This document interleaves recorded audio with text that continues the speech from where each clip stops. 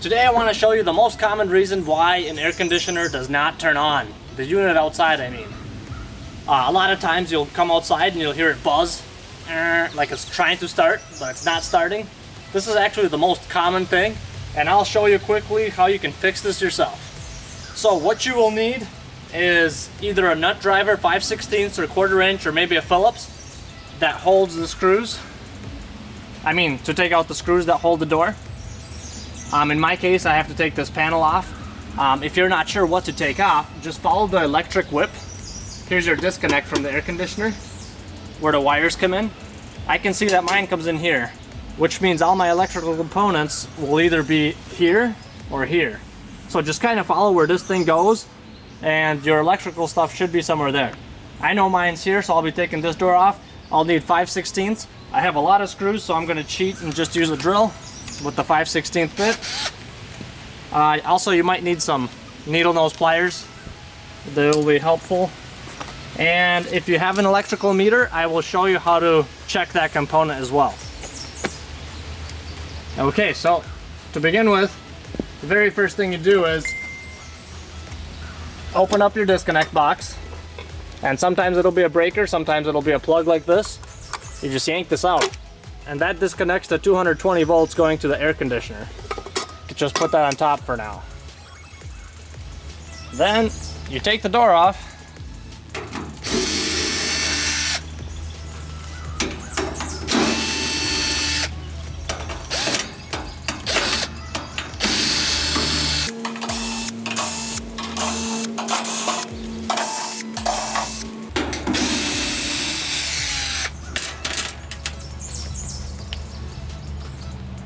And I just want to use this opportunity to show off my super cool tool I got.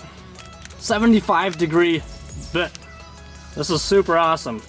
I think everybody should own one. There's this pipe in front of here. I can't use a screwdriver, a nut driver, or my drill to get in there. But with this thing, check this out. The outside doesn't spin, only the inside. Bam. Super awesome. Okay, so I got all the screws out. You take the door off. And of course there's more screws. Take these out quick too. Try not to lose any screws. Take that off. And voila. A lot of times there will be a lot of dust and crap in here. If you have a brush, you can just brush it off quick, so it's not as nasty to work on. If you get unlucky, you'll have a mice nest in here and all your wires are chewed up and stuff.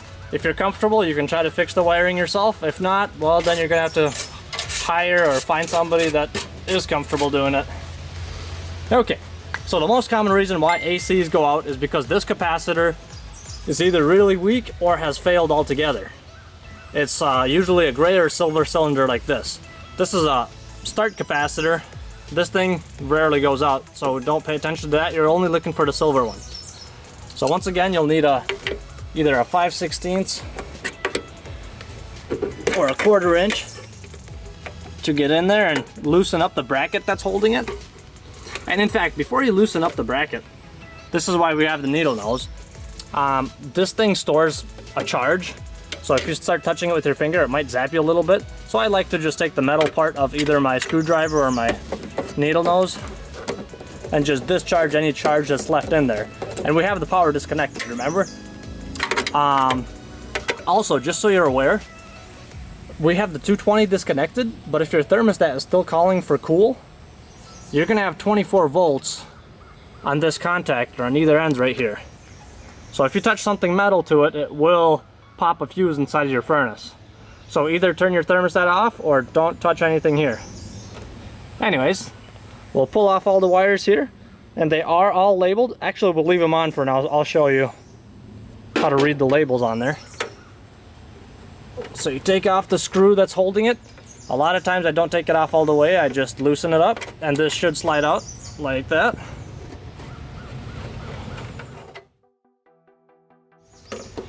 And as you can see, right here it says fan, then C for common, and then you got and you got Herm for compressor.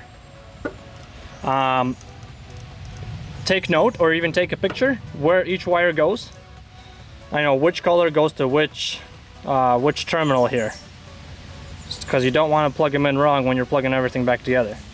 Next thing you do is you look for the UF rating. That's going to be the microfarad rating, and it'll tell you what size or what rating this is. This one's a 35 plus 4, which means the compressor is 35 microfarads, and the fan is always the smaller one. That's going to be the 4 microfarad. Then you order one from Amazon or your local appliance shop. You go and buy it, the same size here, and you replace this thing, and your AC should start working. A lot of times if this failed, this will be bubbled up. Instead of being flush like it is here, it'll be bubbled up. Or in the worst case scenario, the whole thing literally pops off and you have dielectric grease all over the place.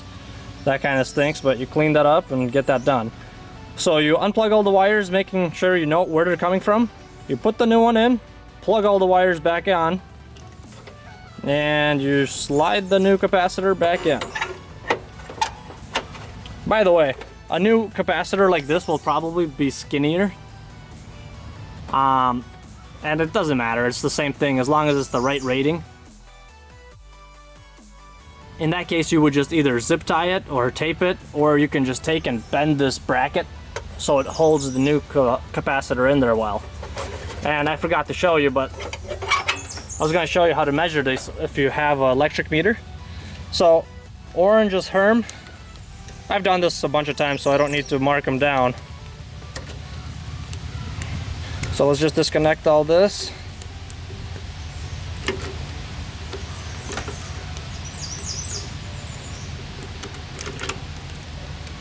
Okay, I just want to show you quick how to check it if you have a meter. So you set this down. Remember it was rated at 35.4. So you got your meter, you're going to set it to microfarads, MFD, or it's going to be that upside down UF, just like on the capacitor. So you set it there, then you plug your leads in.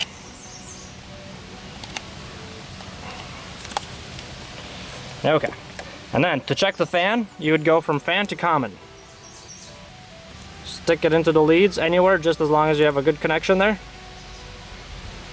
I'll hold it like that. So right now we're checking the fan. And the fan is supposed to be 4, and look at that, it's right at 4. Perfect. And usually if it's bad, it's going to be like 2, 1, or 0 altogether. And then to check the compressor, which is Herm, you go from common to Herm, plug it in there, and this one should be, I believe it was 35, and look at that, right on the money, it's 35.09. And if it's bad, usually this one doesn't say, but some of them will say plus or minus 6%. So it can only be outside of the range by 6 to 10%, which would be like, I don't know, a minimum this has to be 33. And a lot of times if these are bad, it's going to be more like 25, 22, or 0 altogether, because it's blown up. So there you have it. If you replace this thing, that will get your air conditioner started back up. And like I said, this is the most common fix. Then you plug everything back in. Remember, we said orange was Herm, so we'll put orange in there. Brown is almost always the fan. And everything else pretty much goes to common. Okay. Don't forget to tighten up the screw that you loosened. Then you put everything back together. So there you have it. If your outside unit's not turning on but the inside's working, changing the capacitor, pretty much like 80% of our calls, it's the capacitor. And then you just turn the power back on by plugging the plug in. Just so you know, it might spark a little bit just because you're making the contacts again. Don't be too startled. Also, if you have a saver switch, which is from the electrical company, this thing, whenever you disconnect power and connect it back on, this thing will delay the start of the air conditioner anywhere from 5 to 15 minutes. And usually a red light will pop out. So you just wait until that delay's over and it should fire right up. that is all I had for you today. And a question to the audience. Have you ever had an air conditioner problem that you were able to fix yourself? We would love to hear about it in the comments below. Maybe you'll save somebody else's day as well. Thank you so much for watching. Until next time, peace.